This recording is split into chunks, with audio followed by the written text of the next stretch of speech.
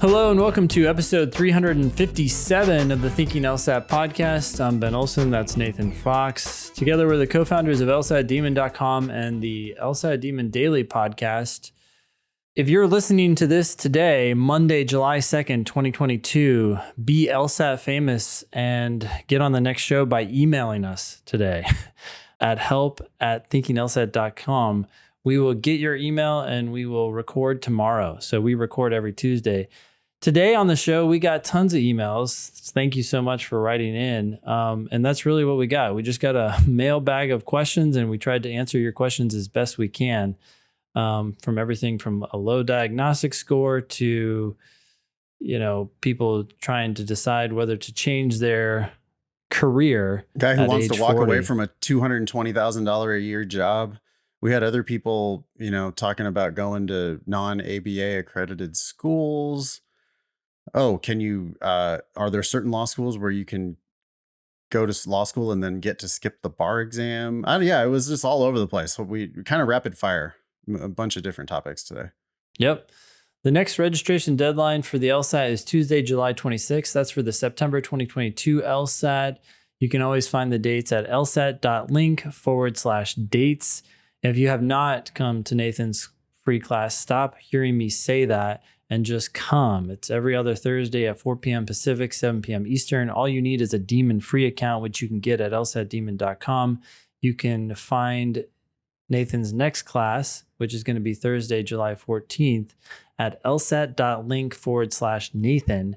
This one is overcoming test anxiety. Do you have any teasers for us on that one?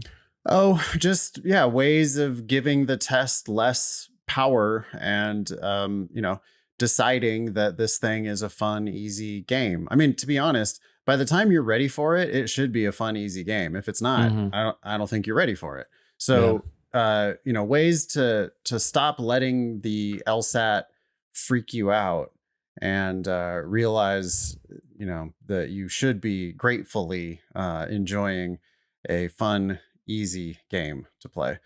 That's Gratefully. On Thursday, July 14th. Yeah, I think gratitude goes a long way, man. Yeah. For overcoming anxiety or for overcoming stress in your life, just pretty much generally, if you can just remember to be grateful for stuff, whatever it is, I've never actually done it as like a practice, but there's people who write a gratitude journal every morning or who, sit and like think of one thing that they're grateful for, that type of shit. Like, and I mean, I'll just tell the quick anecdote now, but I share it in class pretty frequently. It's like, what would my grandpa Herb say about if I was stressed out about the LSAT? What would Grandpa Herb say about that? And Grandpa Herb left nowhere, Oklahoma with a fourth grade education to ride a bus out to California. He had $5 to his name. And he was coming out to California to literally look for agricultural work. Yeah. And here I am sitting in an air conditioned environment on a cushy seat to take a test that's 2 hours and 20 minutes long. What would Herb say about that? As he's like literally just picking peaches for 16 hours in the sun. That type of shit can have a way of just diffusing all of the stress bomb. But we'll talk about that and other stuff on Thursday, July 14th. Hope to see you there. Great. We're still looking for teachers, right? Yep. We just hired one this week, but we're always looking for auditions.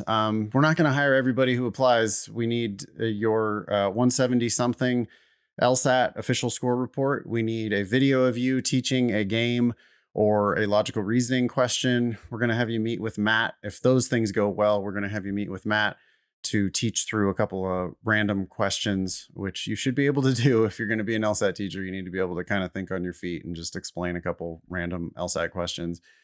And we're going to hire the best because that's what our students deserve. You can email me if you're interested, Nathan@lsatdemon.com, if you want to be hired as a teacher for us. Okay. Great. On to the show. You want to take this email from Jasmine? Sure. Says, Hey, Ben and Nathan, I read that LSAC is willing to lend test takers extra time for issues like anxiety or ADHD with a letter from a physician. I was excited until I told my mom. She said she does not think I should apply for the additional time because schools may see it and not give my score the same weight as an applicant who got their score using the standard 35 minutes per section. Thoughts? Thanks for all you do, Jasmine T.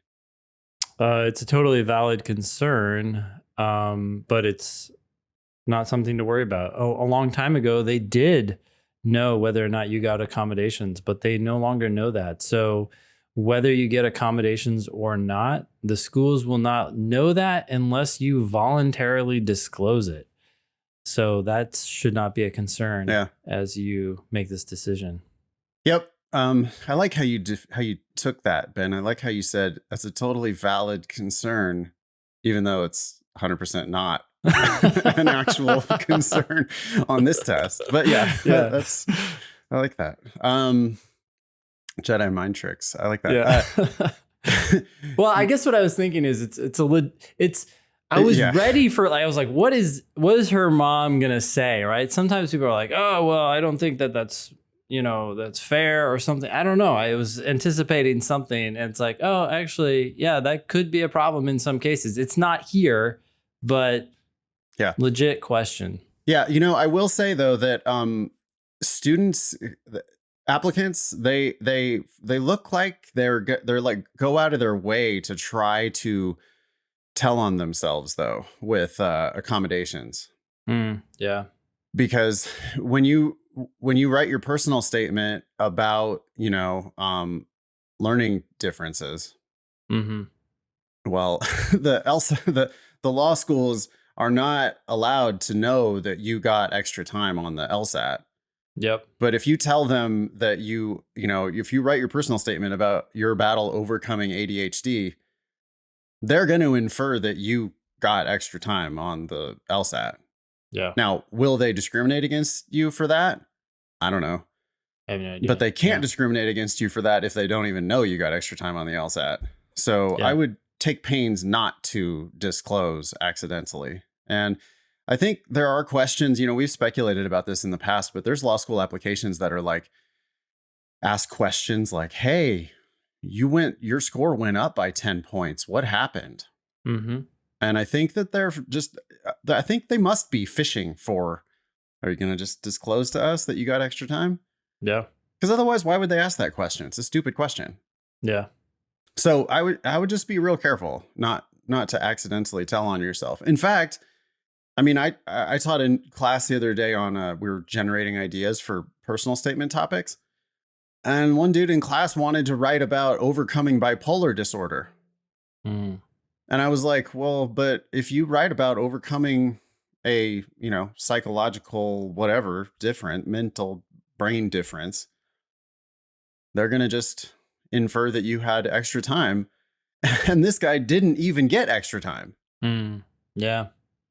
So it's like, in that case, they're going to infer that your 35-minute score is actually a 53 or a 70-minute score, because you're writing about things that are adjacent to things that could get you accommodations.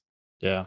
So this is reason number, I don't know how many, a lot, why you should just focus on good things in your personal statement, not these. Just don't even mention the obstacle. Like, if you overcame the obstacle, then talk about what you did after the obstacle. Mm-hmm. Yep. We don't even need to hear about the obstacle. Let's just hear about all the shit you did that was awesome. Because otherwise you're defining yourself by the obstacle. Well, there's also the challenge that so many people see an obstacle as an obstacle because it was an obstacle for them, but they don't realize that other people might not value that as much as they do. Yeah. They don't see it as an obstacle. So now you look like, wait, you overcame something? What'd you overcome? And it's like small potatoes. Yeah. And now you look bad. All right. Anyway, Jasmine, go ahead and get your extra time. You're totally going to get accommodated. You get a letter from a doctor. You can ask for 53 minutes. You can ask for 70 minutes. They're going to give you whatever you ask for, pretty much. So think about it. Think carefully about what you ask for. We've had people complain before where they're like, well, I asked for 70 minutes and it's too much time. Yeah. It's a really long ass test. That's a long day. If you get 70 minutes, especially if it's 70 minutes that you don't even need. So yeah, go ahead and ask for your accommodations, and schools will not know unless you voluntarily disclose it. You want to do this pearls versus turds? Let's do this. So this is where we take some advice out there that people have heard and assess whether it's good or bad, whether it's a pearl or a turd. So far, the scoreboard is 17 pearls, 62 turds, and 24 ties. It's not looking good out there. Let's see what Scott has for us. Hi, Ben and Nathan. Here's some advice that I'm sure you'll think is bullshit. Okay, so Scott already thinks it's shit. You always say that reading dense material to practice for the reading comp section is a waste of time, and I mostly agree. If reading is a problem for you, then you just need to read more. One thing I did do, which actually seemed to help, was read books written in stream of consciousness. Cassandra by Christina Wolf is a great Krista. Anyways, by Krista Wolf is a great example. It's one unbroken chapter that jumps back and forth in time and takes place entirely in the mind of the narrator. This was good training for juggling multiple threads in real time. I obviously also practiced quite a bit of real test material, but I threw this into my daily routine to supplement it. Maybe it helped, but maybe it didn't. I went from a 171 to a 178, so it definitely didn't hurt. Anyway, thanks for doing what you do. So wait, the piece of advice is which one? To read dense material or to read Cassandra? Yeah, I think just read stream of consciousness, I think, is his tip. Okay, but if that's his tip, then that's not the thing that he thinks is bullshit. Yes, he thinks it's not bullshit, but he's saying here's some advice that I'm sure you'll think is bullshit. Okay. Yeah, got it. So he's anticipating our rejection of this idea. Yeah. Do you think it's bullshit? I would never be like, hey, yeah. class, we got 5 minutes left. I want to talk to you about this book, Cassandra. It's a turd. Yeah. I'm updating the scoreboard. It's a turd. Like, hey, this worked for you. Great. Fine. You like that book. Cool. I mean, it's a book you like. To that extent, it's a pearl, because any book recommendation where it's like a book you like, that's a pearl. We like that. But read books written in stream of consciousness. No, that's what there's more LSAT work to be done. Just do actual LSAT book and then do LSAT book, do LSAT work and find other books that you love. And that's fine. Read for pleasure. Absolutely. But don't read for pleasure / also to try to improve your LSAT score. That's not reading for pleasure. Just do LSAT reading comprehension. There's 400 passages for you to work on. You don't need to do any of this other nonsense. Yeah. Congratulations, Scott, on going from 171 to 178. Ben, would you like to address his argument that he made there in the way that you would address it if this was LSAT logical reasoning? I'll read the argument again. Sure. Yeah. Maybe it helped, but maybe it didn't. I went from 171 to 178, so it definitely didn't hurt. Well, it still might have. I'm so glad that you ended with a 178, but you might have ended with a 179 or a 180. You also might have gotten to a 178 much faster had you not spent your time reading this book. It probably didn't hurt, but to say it definitely didn't hurt, yeah, you're talking to two LSAT teachers. Our job is to say, huh? What? That's a strong conclusion based on evidence that does not prove the conclusion. There's room. Ben nicely found 179, 180, and maybe you would have got to 178 with less time, less effort, less drama. It would have been easier. You know, you wouldn't have had a fight with your girlfriend because you were upset because you were reading some stream of consciousness book that was obnoxious. Yeah. I don't know. There's lots of reasons why this could have hurt you. And so that argument is not good, but 178. So, scoreboard. Congratulations. Yeah. Way to go. Still, that's a turd. If you have a pearl versus turd candidate, you can email help@thinkinglsat.com or find us on social @thinkinglsat. I'll read this next email from Sarah. The subject, amusingly, was book wreck and lies. Okay. Hey guys, the TED Talk that Ben shared on today's episode reminded me of a book recommendation that I just received. I haven't read this yet, but it looks promising. The book is called Stolen Focus: Why You Can't Pay Attention and How to Think Deeply Again by Johan Hari. Have you read that book, Ben, by chance? Nope. Okay, never so heard this of is it. a book that Sarah hasn't read, I haven't read, Ben hasn't read, and still it gets a shout out on the Thinking LSAT podcast. No one here knows whether it's good. Okay. I gotta write that down. Yep. So, cool. Hey, any book. Books are good. Read books. Okay. That's great. And Sarah goes on and says, also, why do people lie? I will give short and long versions of the story below. Feel free to choose which, if any, to read. Yeah, short. Okay, short story. Recent law grad claims that she did not have to submit all of her undergrad transcripts, which gave her a big boost in GPA. She says, quote, I applied to 10-ish law schools and none of them asked for my grades from my first school, exclamation point. So they all came through as P's instead of C's, wink. End quote. Hope you both have a great day, Sarah. So Sarah's, asking if this person, Sarah doesn't know for sure that this person is lying, but it does sure seem like this person is lying. It does seem like they're lying. I mean, I could also see this complex system being imperfect and unable to detect all, mischievous submissions. She also could be applying to non-ABA schools, right? Like, we don't even know if she's using the Credential Assembly Service. Or ABA schools that don't give a fuck, right? Yeah, but I would think LSAT gives a fuck though, right? Don't you have to? I would think. Oh, sure. Yeah. Or, hey, she could have just misrepresented herself on her Credential Assembly Service, right? Like, I don't have any other schools. That's everything. Yeah, in Credential Assembly Service, if you just don't list your first school that you ever went to, I don't know, maybe they wouldn't find out. But you know who might find out? Yeah, the character and fitness review. The state bar, when they have private investigators looking into you to see if you made any misrepresentations on your application for the bar or on your application for law school. I mean, they may not look that closely, but this is the kind of applicant who might also end up raising red flags in other places that would then lead them to investigate. Yeah, it sounds like the type of thing that could be complete bullshit. This could just be internet lying, which is rampant. Mm-hmm. It could also be somebody who, they might have lied to Credential Assembly Service. Could be that could be that they're going to get away with it. Could be not. And maybe if they're applying to non-ABA schools, they didn't even have to use LSAC. Mm-hmm. Didn't even have to use Credential Assembly Service. But in that case, you're applying to some really pretty bottom-feeding law schools. And you better know what you're getting yourself into, because if it's not an ABA school, then it's not going to, for one thing, it doesn't certify you to sit the bar in any other state than the one you're studying in. For two, you're going to have to take the baby bar.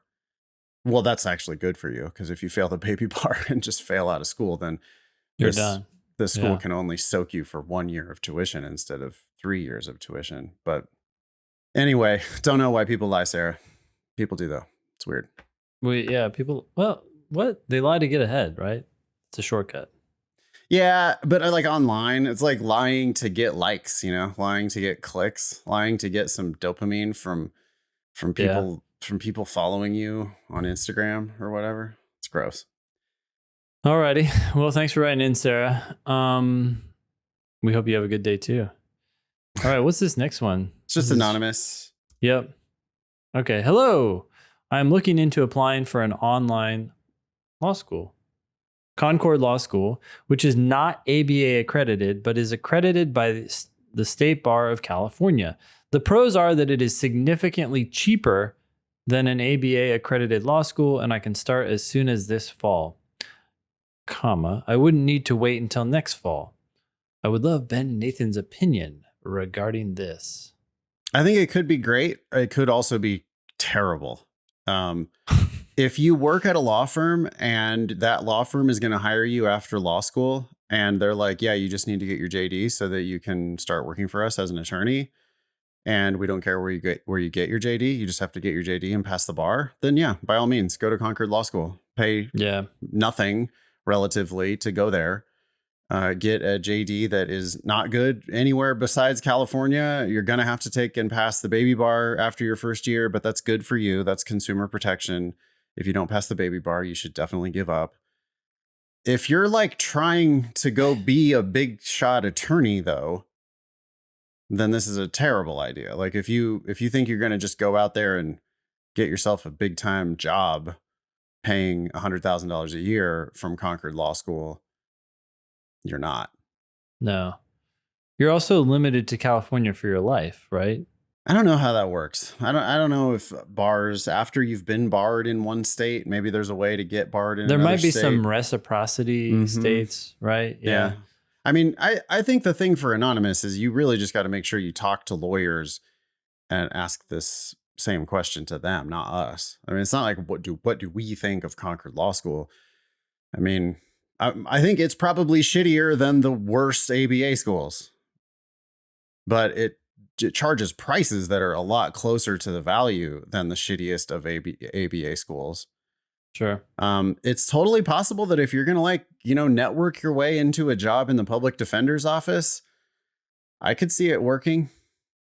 Public defender's office, if you got a friend there, if you can, it might be possible to just go to Concord, pass the California bar. By the way, the California bar is hard, just so you know. Like, I hope you're not doing this so that you don't have to take the LSAT. I also think it's dumb of you to do this just so that you can start this fall instead of next fall. Yeah. That's like so you're wanting to start your legal career in a pretty janky way. Unless you have it, like if you know what job you're going to go into, if you're talking to attorneys who are like, yeah, do it this way, then do it that way. I really doubt that's the case. I think that if Anonymous knew all that, then we wouldn't get this email. Right. I've met one or two people in my entire, life teaching LSAT. I've met one or two people where they were like, no, I'm a paralegal at this firm and they're going to hire me when I get out of law school. So it's perfectly fine for me to go to a California accredited school. I'm not going to have to be like sending resumes around. Like the fact that this says Concord Law School on it doesn't matter because it's me. And they've told me that they want me to come back. It's like, wow. They want me. Yeah. But yeah, there's no like on-campus interviewing. The big law firms are not coming out to Concord Law School to try to snap up the best and brightest. I mean, that's not happening at the shitty ABA schools either. Nope. Just be careful. Know what you're getting yourself into. Absolutely. Next one's from Erica. It says, hi, I've started listening to this podcast around a month ago. And just by listening, I have been more motivated to study and learned so much about getting into law school. Capitalized law school. I just found out 4 months ago that I am graduating from my undergrad a year early with an overall GPA of 3.8. And the last 2 semesters, I have gotten a 4.0. Excellent. My diagnostic was about a month ago with no studying at all, and that was a 137. I know I am still early in the learning process, but it is so hard not to get discouraged about some of my practice scores. Do you guys have any advice? Thanks, Erica. Absolutely. Any problem you encounter, including the LSAT, can be broken down into smaller chunks. Just start by trying to get into the 140s.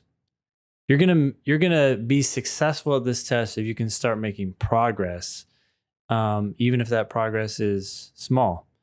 That's how you get motivated and get going. And even smaller than that, the way you get from 137 into the 140s is by understanding your mistakes. Don't ask us questions. I mean, thank you for writing in, Erica, but don't ask your teachers questions about your score. It's too big picture. Yep. You need to ask questions that are about individual questions that you're missing. You missed a lot of questions to get a 137. A lot. I mean, you're understanding, it's not like this is a score in the 120s where you're understanding almost literally nothing. A score in the 130s, in the high 130s especially, you were able to solve some of the questions, but not nearly enough of them. You're making too many casual mistakes. You need to slow down. I'm almost certain You're doing too many questions. You need to get paid more for the work you're doing. Slow down, one question at a time. And then when you have an opportunity to talk to somebody like Ben Olson, you need to be asking like, hey, this question right here, what is it? Why am I not getting it? I don't understand why the answer is B, not D. It really feels like it should be B to me. Explain this to me. Those are the questions that are going to actually move the needle. Any of this like worrying about your score or thinking about, am I going to be able to get to X score on X time frame, which is really common. Those things just don't do anything. Yeah. It's not, you're not actually doing the work. It's like stats-turbation, right? Rather than like actually grappling with the work that needs to be done, which happens one question at a time. Yep. Thanks for writing in. We have a streak leaderboard on the dashboard inside LSAT Demon. And that streak leaderboard tells us which people have done at least one LSAT question every day for the last 71 days. That's the current high right now. We have what?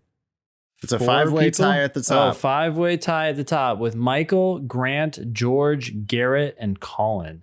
Garrett gets a shout out for having a photograph of, I assume, himself. Yeah. Colin gets a shout out for having a movie promo poster from Legally Blonde. Yep. So good job, Garrett, and good job, Colin. Yeah. Hot on your heels, though, is Vin and Rebecca. They have dogs, and they're 70 days. They're going to catch you. Grant, George, and Michael need to step up their game on getting a picture into their profile. Yeah. You want to be at the top of the leaderboard, you got to have a picture. Can you make that? Can we do a feature request? Yeah. It's a requirement. No, not a requirement. It's just that it prefers people who do have a photo. Oh, I see what you're saying. So if you're tied. That's the tiebreaker. It gets them. That's a good tiebreaker. Do it. Equal otherwise. Yep, of course. Okay. That's the great thing about making your own app. You can set your own rules. We do whatever the fuck we want. Yeah. All right. That's the streak leaderboard update. Wow. 71 days in a row. That's a lot of studying. Yeah. Nice work. People who do that make a lot of progress. So good job. Cool. All right. We got from whole raft of things that came in from the new website, thinkinglsat.com. We got a bunch of them. Holy shit. Okay. Yeah. So go for it. All right. Sam says, I'm getting ready to request LORs. That means letters of recommendation. And when doing so, I noticed that there is an option for the writers to submit more than one LOR. My question is, if one is hoping to get into a specific school, should one request that the writer does more than one letter and just edit the name of the school into a second draft? Or would that be doing too much? That would be totally pointless, dude. Just changing the name, that would be very dumb. Yeah. Also, what's going on with the University of Montana's 509 report? I don't know. I've never looked at it. It seems that they only admitted 3 people, but gave over 5,000% of their students grants. This gave me a chuckle, as it seems like a very large, easy to spot error. Let's see. Is that really what we got? Oh, yeah. Wow. Total number of students, 3. Total receiving grants, 165. Wow. Yeah. Okay. You're giving out money to people who don't even come to your school. Get your shit together, University of Montana 509 report. It's weird because if you go back, there's more than one place where, wait, is this for, no, this is for the whole school, right? So the whole school only has 100, we don't know how many people. Total in first year class is 82. Yeah, we know that they have 82 enrolled. By the way, just to give you guys, sometimes people aren't aware, right? I think that this is empowering, or it should be empowering for law school applicants to realize that University of Montana, a very middling law school, got 550 applications. They offered admission to exactly half of those, 225 people. And, keep in mind that the majority of applications are complete shit from people who just took the LSAT once, did terribly, have terrible grades. I mean, they're applying 10 years in a row, trying to desperately get in, and then like, no way. I mean, so they're still admitting 50%. And by the way, it's not 50%. I did the math wrong. to be 275 if it was 50%. 40.1% acceptance rate. Still, pretty generous given that the applications coming in can't be that good. But of that 225 that they admitted, only 79% actually enrolled. So it's like, they only a third of the people who they admitted even liked them back. Yeah. That's a good sign. I think that that's a healthy market. Like that means that we've got lots of applicants out there applying to multiple schools, which they should be doing. If you apply only to one school, you're just begging to get a bad offer. And if you apply to multiple schools, then that allows you to look at, if Montana didn't give you the right scholarship, you're just like, nah, never mind. Thank you for admitting me, but no. Yeah. But yeah, the grants and scholarships matrix down at the bottom there is broken. I hope that's not broken on the data that we use on the scholarship estimator, which I don't think it is. That we probably have data coming from like the database side of the ABA 509 website, not from these PDFs. Yeah, we should check though. Yeah. Okay. We'll check. By the way, if you never heard of our scholarship estimator before, go to lsatdemon.com/scholarships. You can put in an LSAT and a GPA and calculate your chances of getting money at all of the ABA accredited schools. Thanks, Sam. Yeah. Okay, so we have an email here from Anonymous. It says, I was speaking to one of the lawyers at the hospital I currently work in about law school, and he commented about some schools/states allowing you to skip taking the bar exam if you were able to maintain a specific GPA throughout your tenure. Have you ever heard of this? Yes. No. I have never heard of this. You can maintain a GPA and then skip the bar exam? Other states have gotten rid of the bar exam entirely. Oh, wow. Yeah.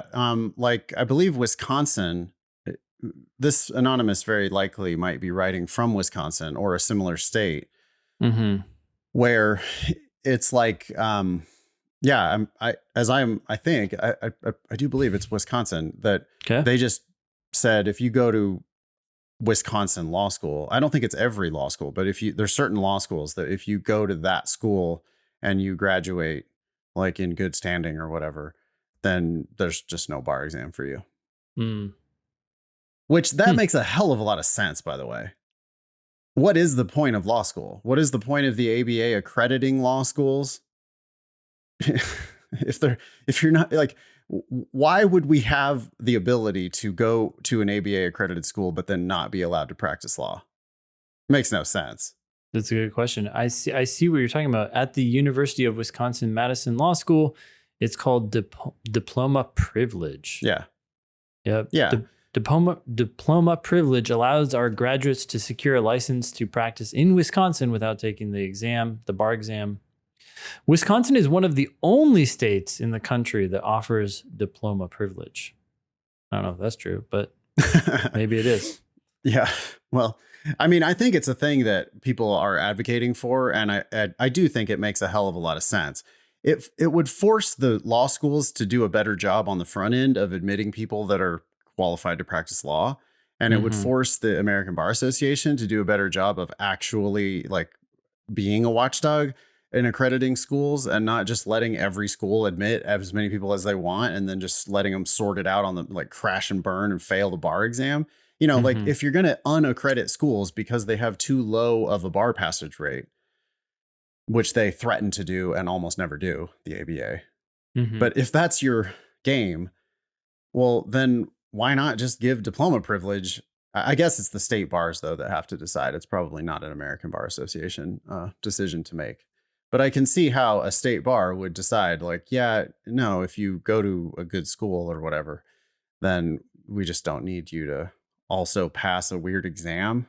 I mean, as if that exam actually has any bearing on whether you're good at, like, going to be a good advocate for your clients. No. Weird memorization of rules and that's what they're testing. Essays. For practice areas you're never going to like encounter. Like you have to answer questions about wills and trusts, even though you're like never going to do that kind of work at all. And the bar exam is dumb. I mean, the LSAT is a lot more sensible. Has much broader application. Yeah. All right. Anyway, thank you, Anonymous. This next one's from Nick. Yeah, this is you. Hello, Ben and Nathan. Not sure if this has been mentioned before on the show, but as I was doing my research on different schools, I noticed that most, if not all, of the ABA accredited law schools that offer distance/online education do not allow graduates to sit for the New York bar upon completion. Huh. Okay. Myself, working a full-time career, I don't think that's a good use of myself. I, Yeah. working a full-time career, was seriously considering applying for these programs. But now that I hear this, I'm a bit turned off, as I don't want to limit my potential for where I may end up practicing law in the future. What are your thoughts on this? Do you believe the NY Bar will change their guidelines in the future? Is it still worth it to go with one of these programs? Thanks. Well, so the little I know about these programs is one, there's not that many of them. And the ones that do exist still all require you to come in at least once a week or twice a week. You have to do a certain number of hours on campus, whether that's on the weekend or over the weekdays. It sounded to me like it's online, but kind of not really. So, and that was because of some ABA rule. Yeah, I would call the New York bar and ask them. I don't know. I don't know if this is even real. I don't know if that's true. I would start with that. Figure out whether this is actually true or not. Call the New York bar and say, "Hey, I'm thinking of this particular online JD, but I want the ability to sit the New York bar. Is this going to do it? No? Why? Oh, really? Do you think that'll ever change in the future?" I would ask them the questions. I can't speculate at all about what the New York bar will do. I mean, Yeah.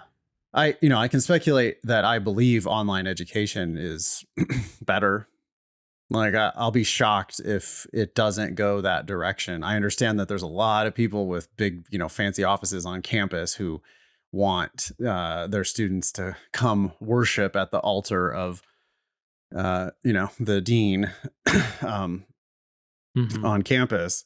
But I don't think that that's I don't think that that's a smart decision for the future. I just know that like online LSAT education is wildly more efficient than in-person LSAT education was. Like our student achievement, our student improvement, it seems like it has doubled since COVID. Yeah. I mean, Well, it's like insane. It's just way more efficient. yeah. The counter argument to the online movement I just heard on Freakonomics. Did you hear it? They were interviewing the president, I think, of Brown. And she was saying that they had hoped or thought that they would be much more online at this point. But given the fact that their students seem to resist it, there is, I guess, a demand for that environment, right? Like there is something being sold there about going and being with a bunch of other people in person. That's the college experience. You're 18. Exactly. Yeah. So I think there are differences, right? So with something very specialized, she even mentioned this, online seems to be way better. And that fits right into what we're doing, right? We're helping people with the LSAT. It's very targeted. Niche. Yeah. And so that seems to be more effective. Whether that's true for law school, right? Like, is law school more like the college experience? You're doing it for show. You're doing it for the campus experience. You're doing it because of the parties and the dating and the peacocking around campus. Peacocking. Is that why we're doing it? Yeah. Or are we doing it because we're actually educating people? Yeah. Because if you're just educating people, online is better. In 2022, online is better. I mean, not kindergartners. don't conflate the issues. I've heard people be like, "Oh no, online's not for me. My kid did. My second grader just couldn't." It's like, yeah, okay. Are you a fucking second grader? Or are you going to be reading documents and figuring out what it says and doing things based on the words on the page? Because that's what lawyers do. Like lawyers don't go, I don't know, like courts online now in a lot of cases. Yeah. I know lawyers who are fully remote. They do all their meetings on Zoom. Why the fuck would they meet in person? It'd be a waste of very valuable time. Yep. Traveling there. Yeah. Is it for show or is it about actually getting work done?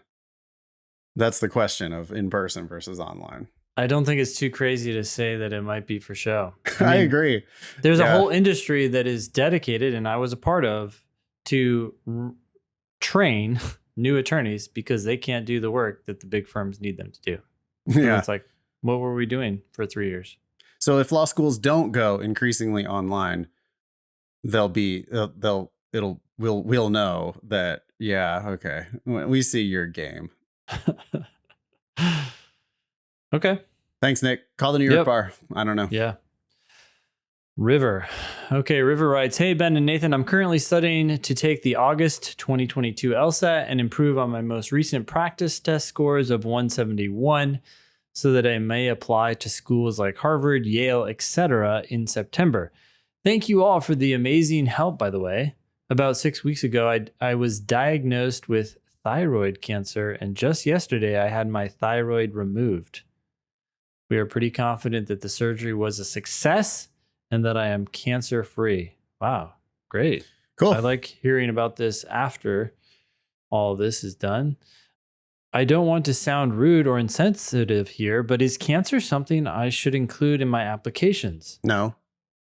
I don't see how it's a feather in your cap for why you'd be a great attorney. I do not intend to make a sob story or say things like, quote, "I feel bad for me, I had cancer," but rather something along the lines of, "I was studying, applying, and dealing with cancer all at the same time.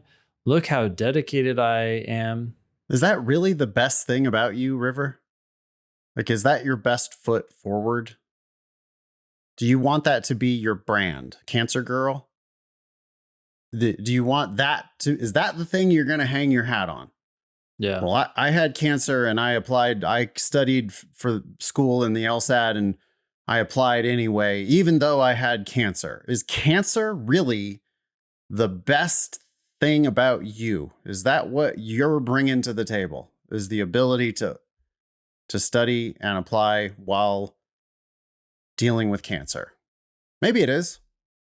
I mean, it does have it. When you talk about cancer, it's an odd thing to focus on, but it does make River seem less like a kid, right? You dealt with some serious challenge. Yeah, but what else you got? If you're not a kid, then what else you got? Sure, absolutely. That's the question. We don't know what we're comparing this to, right? Like, if you did this while you were finishing your undergrad, then I like that story a lot better. But if you're 25 and you did this while you were studying for the LSAT, but you also had like a job and you have professional experiences, I would be much more interested in the professional experiences. And even for the college kid, if you were the president of your fraternity, or if you did some amazing research with a professor, or I would even rather hear about your part-time job, honestly, than that. Because it feels like it's so obstacle focused. She continues, "I just wanted to know your thoughts on this, and if I do include a mention of cancer in my application, your thoughts on how I should include it. P.S. The type of thyroid cancer I had is almost always no big deal. The possible complications are rare and not that severe, and the surgery was extremely easy. I don't intend to lump myself in with other people diagnosed with cancer. Pretty much everyone else has had it worse than I did. Thanks." I mean, that's even just like another reason to let this go. Focus on because otherwise, moving forward. Right. Yeah. So if you disclose, oh, this was thyroid cancer, it was no big deal, then people are going to go, oh, so it was thyroid cancer. It's no big deal. Why are you taking up valuable real estate on your personal statement telling me about this? Or you don't mention that it was thyroid cancer and it was no big deal, in which case you're just lumping yourself in with all these other people with cancer, which that's a choice you could make, but it doesn't sound like you want to make that choice. So I don't know. I would just think about what people, Ben, don't you find this pretty frequently, right? People are like, well, they only want to talk about one option. So should I write about this? Yeah. And it's like, well, I don't know. What else you got? That's just a general like life challenge too, right? We've talked about this on the show. There's a name for it. It's called tunneling. So it's like, should I write about this or not? And then it's like, well, not doing it sounds like nothing. And usually something is better than nothing. So it's kind of like this bias towards saying yes. But the reality is, I don't know what your alternatives are. You should have at least 3 alternatives. Yeah, come up with some other ideas and see what you got there. Maybe draft your personal statement a few ways. I suppose the cancer thing could come in on some sort of an addendum. Although, what would you be even acknowledging? Why would you be telling them you had cancer? Unless it's some bad, if you had a couple semesters off or something, or a semester off of school, then maybe you could put the cancer thing in there. But like, yeah, what are you going to say? Like, oh, by the way, I had cancer and still got a 170 something. Cool, huh? Like, it just sounds weird at that point. Yeah. Like you're trying to brag. All right. Next one is from Anonymous. After some false starts early in the year, I started seriously studying for the LSAT at the beginning of April. My diagnostic was a 148, and my most recent prep test was a 173. Damn. 25 points. Okay. I have a long way to go to get that score consistent. But I never thought I would see a score in the 170s. That seemed like an unattainable goal when I began. LG was by far my best section to start, and everyone always says that LR and RC are way harder than LG to improve. Harder does not mean impossible, though. I have 2 questions for you today. First, how do you structure studying once you're near perfect or actually perfect on certain sections? My LG is perfect, and my LR is in the -2 to -3 range. Reading Comp, though, is consistently -6, so I have the most gains to make there. I haven't focused any time on RC yet, so I want to put my time there, but I'm terrified of losing my progress on LR.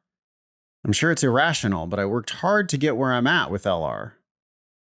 I have a 10-month-old baby, so my daily study time is limited. I don't have enough time to focus on multiple sections a day.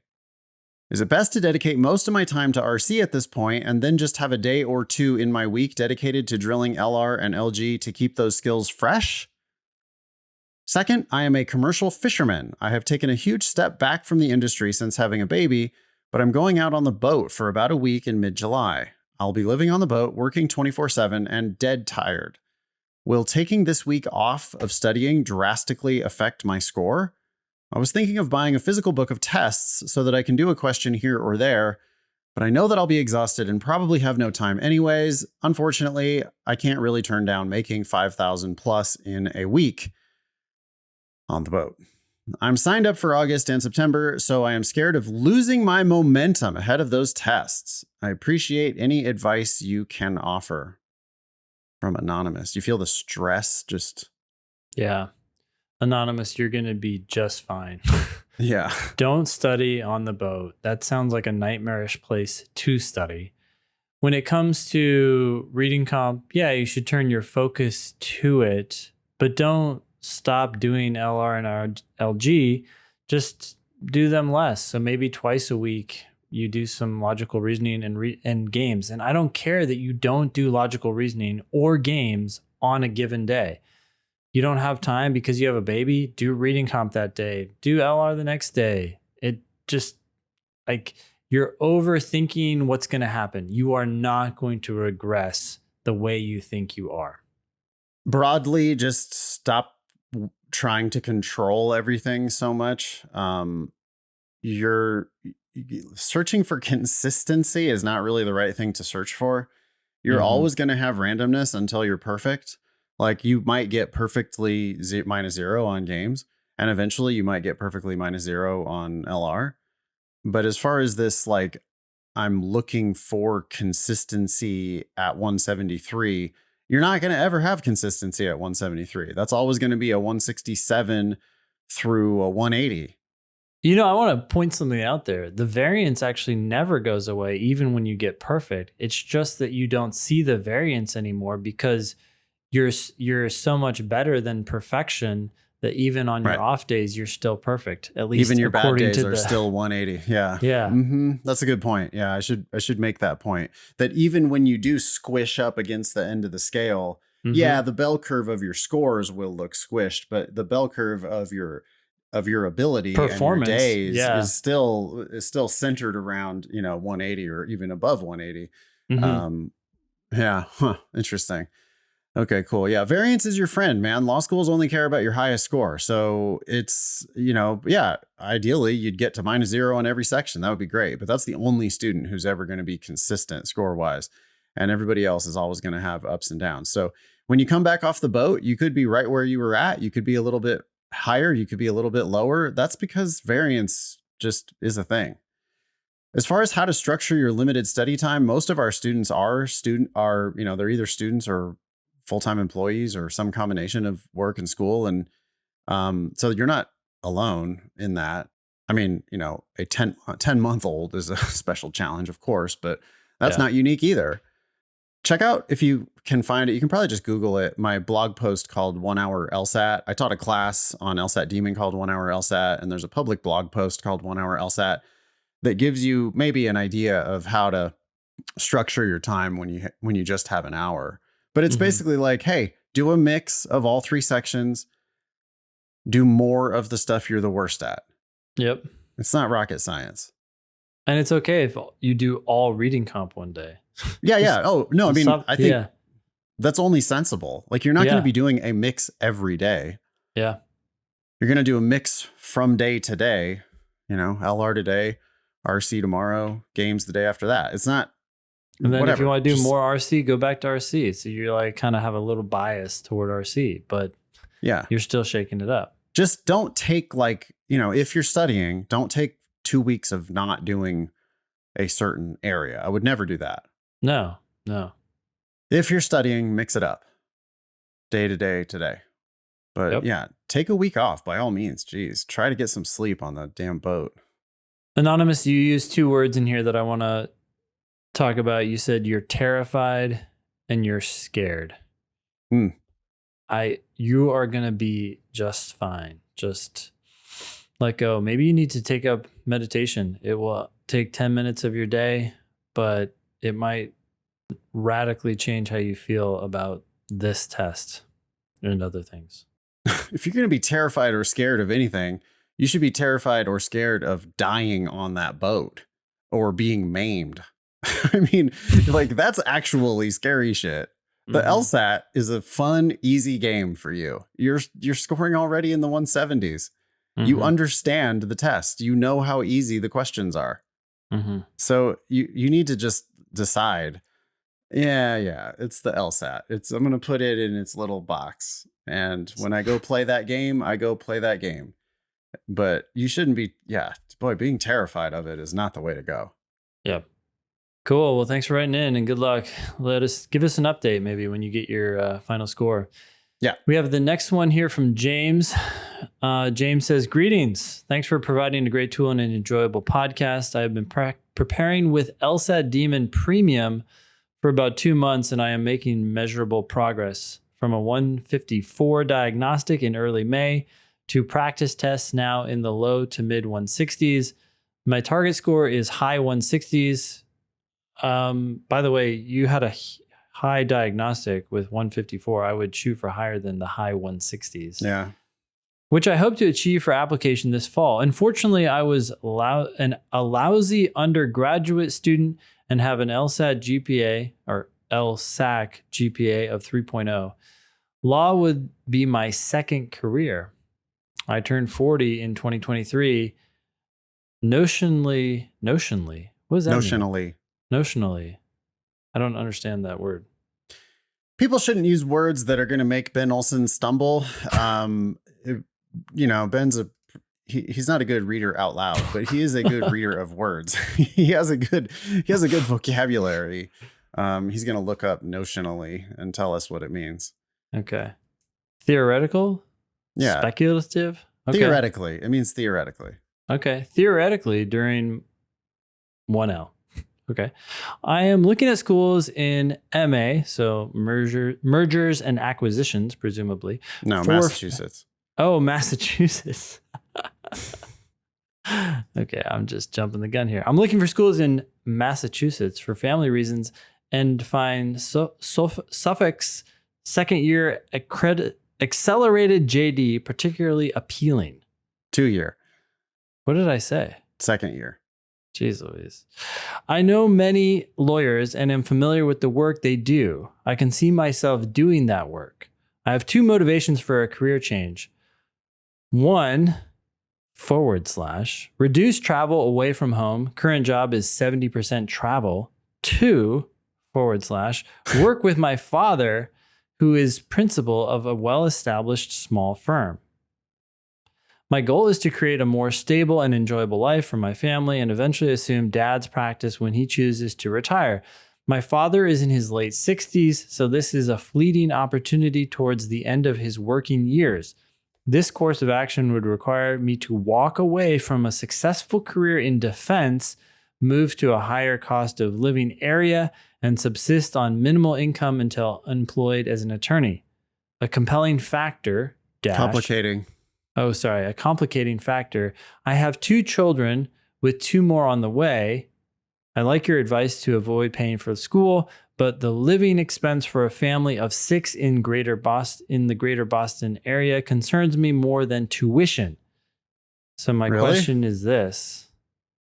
Yeah, No, tuition's more. Would you make the change? Would you leave a stable, if family unfriendly, career and cash in your life savings to attend law school? Or would you stay on the financially secure track, knowing it may cost you regular presence in your children's lives? Okay, so James continues. By the way, not sure if this matters, but I presently earn $220,000 per year plus benefits and retirement. I estimate similar earnings possible at the firm following 2 to 3 years work as an attorney. You know, this is one of those, like, it's like binary, right? It's like either it's all or nothing. Yep. I don't like this particular plan. I don't know where James lives now. I don't know why he thinks he has to go to Boston. I don't get, I mean, for family reasons, he's looking at schools in Massachusetts, but he doesn't right now live in Massachusetts, apparently, for family reasons. Or he lives outside the Boston area. I mean, his dad's firm must be in Boston, right? I guess. Why he has to go there. I guess. I mean, man, what if dad decides to work till he's 85? What if prospects for the firm decline? Yeah, most lawyers don't make anything close to $220,000 a year. Well, what if we chart a different path? So you're going to do this 2-year program, and that means you have to cut ties with your old career, right? Your career already sounds like it's very time consuming, which I hate. I think time is your most valuable asset. It sucks that apparently you have to spend 70% of your time traveling, and you want to be with your family. I'm just wondering though, like, what about a part-time program? Like, you can totally open up this path by pursuing law school part-time, and if it ends up not working out, you're still, in your old career. Totally. If your current job is 70% travel, that's a lot of time for reading. Law school is mostly reading. So you do a part-time JD somewhere close to home. When you're on the road, it doesn't matter because your part-time JD is part-time. You use all this ridiculous travel time, airplanes and hotel rooms and airports and Applebee's. And, you do your studying. You do your studying while you're on the road, and I like that plan. Yeah, it's weird. He wants to go accelerated because he wants to get right into the JD. But if that's going to involve you moving somewhere with a family of 6 to somewhere that's way too expensive for you and your family, I don't know. And what if you end up hating it? I mean, you seem like you have a dad who practices law, so I'd imagine you know more than most what you're getting into. But still, this is a lower risk path, right? You can always bail.